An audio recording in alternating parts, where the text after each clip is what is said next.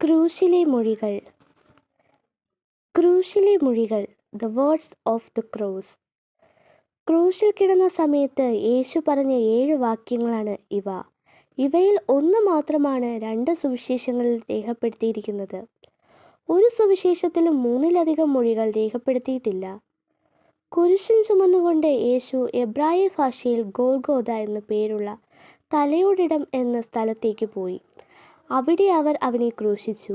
യോഹന്നാൻ 19:17-18 ഇത് രേഖപ്പെടുത്തിയിരിക്കുന്നു. ലോകത്തിൻ്റെ പാപം വഹിച്ചുകൊണ്ട് 2 കള്ളന്മാർക്കു മധ്യേ യേശുവെന്ന ദൈവപുത്രൻ നിന്ദാപാത്രമായി തീർന്നു.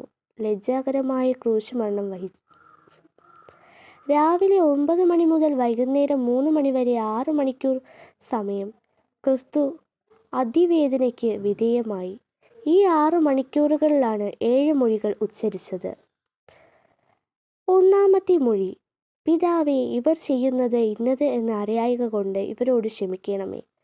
ലൂക്കോസ് 23:33-34 അത് രേഖപ്പെടുത്തിയിരിക്കുന്നു.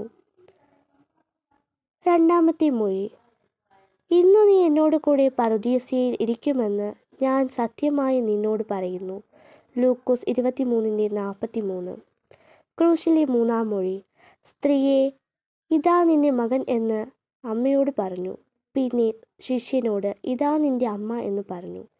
യോഹന്നാൻ 19:26-27. ക്രൂശിലെ നാലാം മൊഴി: എൻ്റെ ദൈവമേ, എൻ്റെ ദൈവമേ, നീ എന്നെ കൈവിട്ടത് എന്ത്? മർക്കോസ് 15:34. ക്രൂശിലെ അഞ്ചാം മൊഴി: എനിക്ക് ദാഹിക്കുന്നു. യോഹന്നാൻ 19:28. ക്രൂശിലെ ആറാം മൊഴി: നിവൃത്തിയായി. യോഹന്നാൻ 19:30.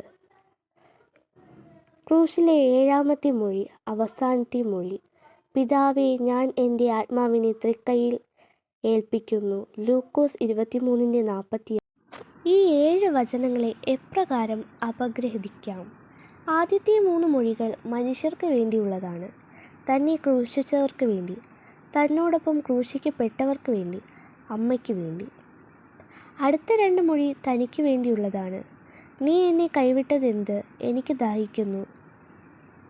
അടുത്ത 2 മൊഴികളിൽ ഒന്ന് ഭൂതകാലത്തെയും മറ്റേത് ഭാവി കാലത്തെയും കാണിക്കുന്നു. 3 മൊഴി ദൈവത്തോടുള്ള പ്രാർത്ഥനയാണ്. 3 മൊഴി മനുഷ്യരോടുള്ള സംവേദനവും. ഒരെണ്ണം ലോകത്തോടും. ക്രിസ്തു നമുക്കായി ക്രൂശിൽ മരിച്ചു. മാനവരാശിയുടെ പാപപരിഹാരത്തിനായി സ്വയം യാഗവസ്തുവായി തീർന്ന ക്രിസ്തുവിനെ നമുക്ക് ധ്യാനിക്കാം. നമുക്കും ക്രൂശിനെ അനുഗമിക്കാം.